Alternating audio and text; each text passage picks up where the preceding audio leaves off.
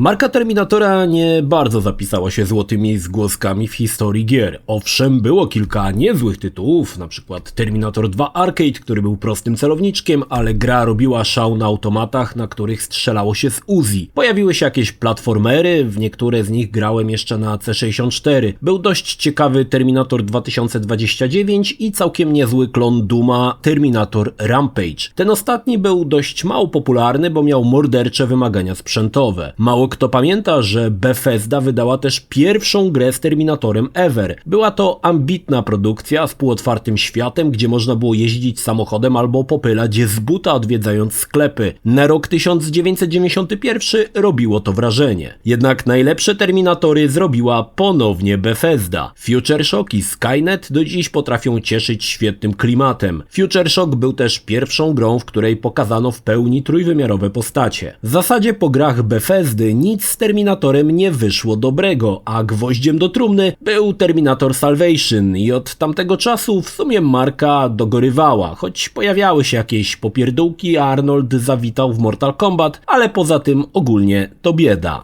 I tutaj wchodzi polska firma Tejon, która zasłynęła z kiepskiego Rambo the Video Game, ale skoro nie wyszło ze Stallone, weźmy się za Arnoldzika, może tutaj się uda. I postanowili spróbować z marką Terminatora, tworząc Terminator Resistance. Jak wyszło? Posłuchajcie. Po tym dość długim, ale koniecznym wstępie przejdźmy do samej gry. Terminator Resistance stara się czerpać z najlepszych wzorców, jeśli chodzi o gry z uniwersum, mianowicie z Bethesdy. Można powiedzieć, że Resistance jest FPS-em, jednakże mniej tutaj walki klata w klatę, a więcej działania po cichu. Gra nie jest pozbawiona błędów i problemów, ale jeśli lubicie Terminatora, to nic lepszego związanego z marką dziś nie znajdziecie. Historia jest prosta jak konstrukcja cepa. Mam wrażenie, że fabuła była pisana trochę na kolanie. Akcja dzieje się w 2028 roku, kiedy Skynet w zasadzie wygrał wojnę z ludzkością, a niedobitki ocalałych wciąż prowadzą walkę partyzancką. Wcielamy się w Jacoba Riversa, który z jakiegoś powodu został skazany przez Skynet na eliminację. Jego tropem podąża T-800 Infiltrator, który został upodobniony do człowieka poprzez obleczenie egzoszkieletu tkanką. I jak zapewne się domyślacie, gra jest prequelem filmów z Arnoldem. Potem historia się jeszcze rozwija i łączy klamrą z dwoma pierwszymi filmami, ale ogólnie całość wypada dość płasko i mało interesująco. W Resistance udało się osiągnąć fajny klimat zaszczucia i ciągłego niebezpieczeństwa. To nie jest gra, gdzie strzelamy radośnie do Terminatorów, kasując ich na lewo i prawo. Tutaj jedna dość często spotykana T-800 stanowi poważne zagrożenie i w większości wypadków lepiej brać nogi za pas niż próbować się z maszyną, kto więcej przyjmie pocisków na klatę. Autorzy dali nam do eksploracji dość duże mapki, pełno na nich budynków, ukrytych przejść, ale też i smaczków. Mapki są pełne detali i pokazują, że na tych terenach toczyła się nielicha walka. Napotkamy wypasione rezydencje obrócone w ruiny, roztrzaskane samoloty czy szkielety wieżowców, a gruzy dzielnie patrolują Terminatory gotowe wyeliminować każdego intruza. Gra mocno stawia na eksplorację i crafting. Eksplorować jest faktycznie co? W zwiedzanych ruinach znajdziemy tony śmieci, które albo dodadzą nam gotówki, albo posłużą do otworzenia amunicji czy przedmiotów po znalezieniu odpowiedniego stołu. Możemy tworzyć wytrychy, którymi otworzymy zamknięte drzwi, a system ich działania został zgapiony niemal 1:1 z Fallouta 3. Dodano delikatny system rozwoju postaci składający się z kilku drzewek, które możemy odblokowywać po uzbieraniu odpowiedniej ilości expa. Jednakże nawet na maksymalnym poziomie Terminatory wciąż stanowią spore zagrożenie i zginąć jest dość łatwo. Fajnie rozwiązano instalowanie chipów w broni, aby zwiększyć ich statystyki. Te są w kilku rodzajach: szybkostrzelność, obrażenia czy stabilność i mają procentowy wskaźnik, ile poprawiają dany parametr. Następnie musimy połączyć 3 takie chipy, dbając o to, aby pasowały do siebie. Trochę na zasadzie puzli. Fajnie to pomyślano i nie można zbudować super broni, ale aby obwód się zamknął, często musimy połączyć z czymś, co nie do końca nam pasuje. Jacob nie jest bezbronny. Z początku mamy konwencjonalną broń, która nada się na niewielkie robopająki czy latające drony, ale w starciu z T-800 jest całkowicie bezużyteczna. I ten początek w mojej opinii jest najlepszym momentem gry. Niemal czułem strach przed przemierzającą korytarze 800 i świadomość, że w zasadzie jestem bez szans. Potem jednak dostajemy broń energetyczną, energetyczną, z którą można podjąć i tak nierówną walkę z maszynami, ale to nie wszystko. Autorzy dodali mechanikę skradanki. Mając specjalne noże, możemy zachodzić maszyny od tyłu i eliminować je jednym uderzeniem. Oczywiście wciąż najlepiej pozostawać niezauważonym. Gdy tylko maszyny nas spostrzegą, automatycznie ruszają w naszym kierunku i lepiej uciekać, gdzie pieprz rośnie. No ale tutaj niestety Tejon skiepścił sprawę. A szkoda. Terminatory od Tejon to istoty silnie terytorialne. Poruszają się tylko po ściśle określonym terenie. Jeśli uda Ci się z tego terenu wydostać, Terminator staje na granicy swojego terytorium jak sierota i kręci się w kółko, a po jakimś czasie wraca. Ale co się stanie, jak uda się przejść za swoje terytorium? A to już o wiele ciekawsza sprawa. Otóż staje się niewidzialny. I teraz mamy sytuację, że Terminator nie istnieje, dopóki nie podejdziemy do niego na odpowiednią ilość kroków. Wtedy od razu się pojawia. Jak się cofniemy, znika ponownie.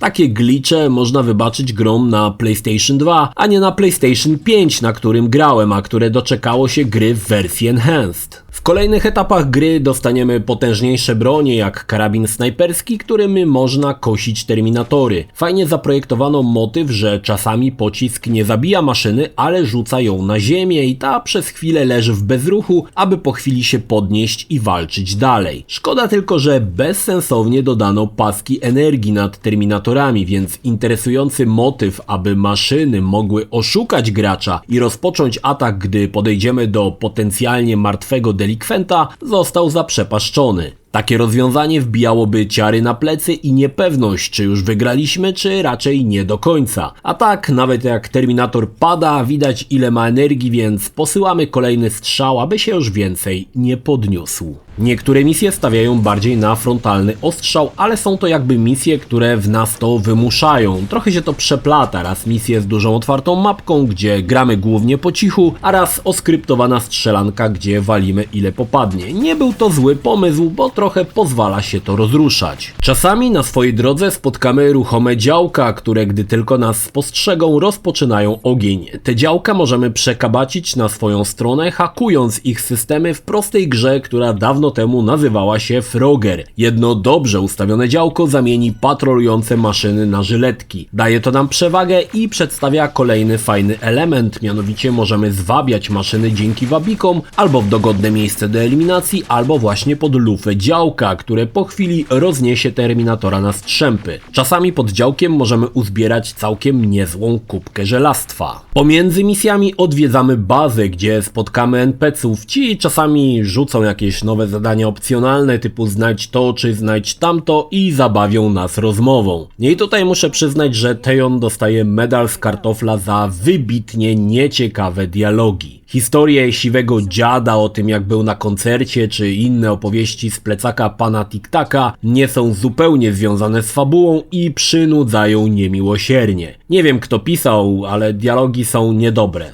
Bardzo niedobre dialogi są, aż się chce wyjść z kina. Do tego postacie w rozmowach zachowują się jak drewno pierwszej klasy. Gdybym miał podejrzewać, że ktoś w mojej bazie jest ukrytym terminatorem, to chyba bym musiał od razu wszystkich wystrzelać. No i są też sceny seksu, ale takie mega bezpieczne, pokazujące tylko głowę i kawałek szyi. W sumie te laski wyglądają jakby próbowały otworzyć słoik z ogórkami, no ale cóż. Z czasem nasze wypady poza bazę stają się coraz trudniejsze, coraz więcej T-800 patroluje ulice, pojawiają się latające statki, które szukają szperaczami jakichkolwiek oznak życia. Bazy terminatorów, które opcjonalnie możemy wysadzać, są coraz lepiej strzeżone i pojawiają się też ogromne maszyny kroczące, z którymi w bezpośredniej walce nie mamy nawet cienia szansy. Im dalej w las, tym gra wymusza coraz ostrożniejsze granie. Jacob od początku rozgrywki jest wyposażony w specjalny noktowizor, który od razu pokazuje najbliższe maszyny oznaczone na biało, ale w tym trybie poruszamy się z prędkością ślimaka i nie możemy strzelać. Widocznie noktowizor jest w jakiś sposób połączony z nogami Jacoba. Nie jest to zły pomysł, bo pozwala strategicznie planować gdzie, kiedy i kogo wyeliminować. Jest z tym jednak problem. Pamiętacie glitch z niewidzialnym terminatorem? To teraz wyobraźcie sobie, że terminatory pojawiają się znikąd, gdy wejdziemy na dany obszar. Co z tego, że z daleka daleka obserwujesz budynek i widzisz, że jest bez wątpienia pusty. Radośnie pląsając wbiegasz do foyer i widać cię grupa czerwonookich wkurzonych 800 prujących do ciebie ze wszystkiego co ma. Magicznie teleportowali się do budynku w momencie jak przeszedłeś jego próg. Słabe to, bardzo słabe i totalnie nie pasuje do otwartych mapek. Po co ci karabin snajperski, jak nie strącisz wrogów z sąsiedniego budynku, bo po prostu ich tam nie ma. Ale jak się tylko zbliżysz, to zdejmują magiczną plandekę Harry'ego Pottera i są. Więc przytomnie wycofujesz się na z góry opatrzone pozycje, aby walić w nich z daleka i niespodzianka, znowu ich nie ma. Oj Tejon, jaki cel przyświecał takiemu rozwiązaniu i jaki jest sens dawać w takim razie mapki, które sprzyjają takiej rozgrywce? Po ukończeniu gry mamy dodatkowy tryb Infiltrator, jest to całkiem fajnie przemyślana rozgrywka. Wcielamy się tutaj w Terminatora i na dość sporej mapce zbieramy informacje i eliminujemy członków ruchu oporu. Celem jest zdjęcie jakiegoś VIP-a, którego miejscówkę poznamy po zebraniu odpowiedniej dawki informacji. Fajnie to zostało pomyślane i gra się całkiem przyjemnie. Każdą sesję trzeba przejść za jednym razem i może to trwać nawet i 45 minut. Dodatek w porządku i fajnie zagrać po drugiej stronie barykady. Terminator jest mocarniejszy, ludzie padają jak muchy, no i można podnieść minigana niczym Arnoldzik. Szkoda, że po jednokrotnym przejściu raczej już nie ma po co wracać do Infiltratora. Oprawa na PlayStation 4, jak mniemam, nie była najlepsza. Skąd to wiem? Bo wersja Enhanced na PlayStation 5 wyglądałaby i tak słabo na PlayStation 4. Co prawda mamy tutaj 4K i 60 ramek i błyskawiczne loadingi, ale widać, że to gra z zeszłej generacji z oprawą tak ze środka zeszłej generacji. Nie jest jakoś tragicznie, bo miejscami mogą się miejscówki podobać, ale nie dorasta to do dzisiejszych standardów.